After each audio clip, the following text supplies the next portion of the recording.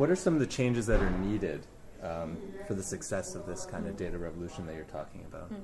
Well, I think one point that's interesting to note is that actually it's already happening in lots of countries. So we're seeing lots of even low-income countries innovating with ways of collecting data.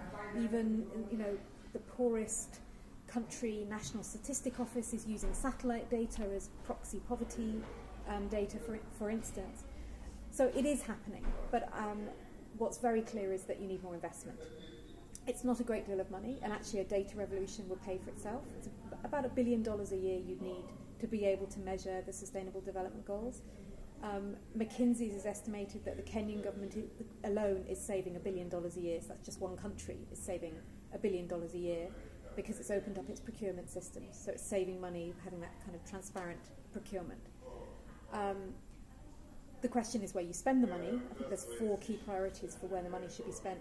So one is investing in civil registration and vital statistics systems. So there are 100 countries in the world who don't have functioning birth and death registries. That's really important for knowing kind of what's happening in terms of your population in your country. The second is investing in household surveys. So as I've talked about, the big gaps in household surveys at the moment. But it's not just in the people that are covered, it's how often they happen. Often there are big gaps between household surveys, so you have a kind of an information drought.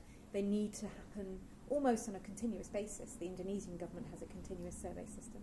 And they need to be asking the right questions. So at the moment they're not asking the questions that you need to know the answers to be able to decide, are you meeting the SDGs or not? Often they're not measuring real poverty questions and real development questions like how many do women own land, for instance. Thirdly, you need to invest in improved administrative systems, so things like hospital records, data from that's really important.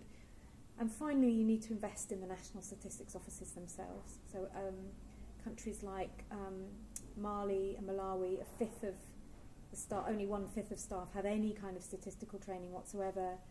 We did a survey of people working in different line ministries in a range of developing countries, and people said to us things like, I am literally the only person with any statistical training in this office, or I am the only person who knows how to use Stata or SPSS, their computer programs for analysing data. So there's a real investment needed in NSOs. They also need to be autonomous.